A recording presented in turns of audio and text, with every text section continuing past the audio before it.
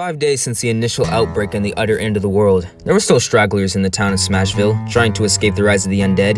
The majority weren't very successful, but it was the effort that counted.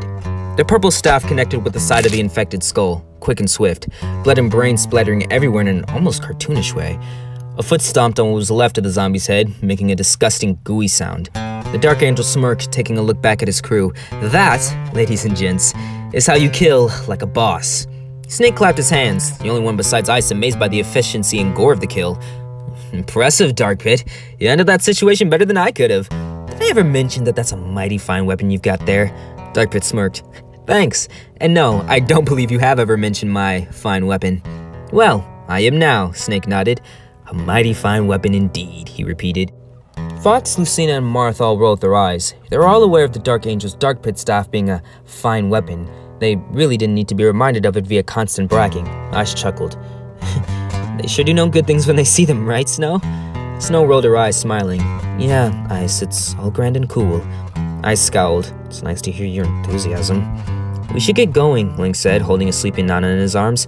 I think we've exhausted all the remaining supplies here in Smashville. But where else should we go? Peach asked. Dark Pit placed his staff on his shoulder. Onett, he said firmly. Onett's a small town, smaller than Smashville anyway. Shouldn't be too much trouble there. We'll just drive through Forsyth to get there. He has a good point, Marth said. We could also see if there's any more supplies there too, and since we have to drive through Forsyth to get there, we'll check that out too. We'll get what's left before it's all gone. Dark Pit headed to the GLA, parked behind Peach's birthday girl. Come on everyone, we got places to be. He hopped in the driver's seat and put the key into the ignition, bringing the Mercedes to life. The survivors got into their vehicles, with Snake, Fox, Link, and Nana getting to Peach's birthday girl, and Marth, Lucina, Pit, and Palutena riding with Dark Pit. Ice and Snow hopped onto their motorcycles, revving them up. The Dark Angel pulled off first, with Peach trailing off behind him. Then the twins. They drove past the destruction and horrors that the town had experienced in the past 5 days and moved onto the rural roads that led to Forsyth. Perhaps Onett was better than Smashville. Perhaps it was worse. Only time would tell.